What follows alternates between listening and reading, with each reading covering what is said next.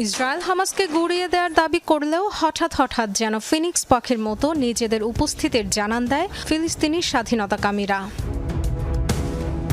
বুধবার স্থানীয় সময় সকাল ৯টার দিকে খান ইউনিসের দক্ষিণে ইসরায়েলি সেনাদের একটি ঘাঁটিতে অভিযান চালায় হামাস যোদ্ধারা। তেল আবিবের দাবি, টানেল থেকে বেরিয়ে আসে ১৮ জনের একটি দল। হামলা চালায় আইডিএফ সেনাদের ওপর।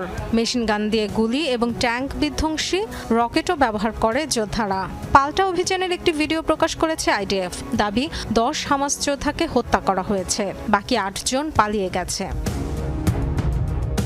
খান ইউনিসে হামলার দায় স্বীকার করেছে হামাসের সশস্ত্র শাখা কাশেম ব্রিগেড।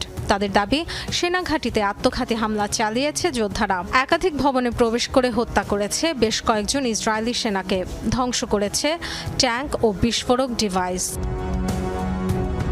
৩ জন আহতের কথা জানালেও সেনা নিহতের কথা স্বীকার করেনি তেল আবিব। হামাসের দাবি, কয়েক ঘন্টা ধরে চলে লড়াই। আইডিএফ অবশ্য বলছে ১ ঘন্টার মধ্যেই শেষ হয় তাদের অভিযান। গাজায় হামাসের চেইন অব কমান্ড ভেঙে দেওয়া হয়েছে বলেও দাবি আইডিএফের। সন্ত্রাসী গোষ্ঠী হামাসের ঘাঁটি ধ্বংস ও তাদের চেইন অফ কমান্ড ভেঙে তাদের সক্ষমতা গুড়িয়ে দিয়েছে। এখন গাজা সিটিতে হামাসের সব স্থাপনা উড়িয়ে দেওয়াই লক্ষ্য। মাটির উপরে নিচে সব জায়গা থেকেই উৎখাত করা হবে হামাসকে। ইসরায়েলি প্রতিরক্ষা বিভাগের দাবি, গত ৫ মাসে আইডিএফের হামলায় নিহত হয়েছে ২১০০ এর বেশি হামাস সদস্য।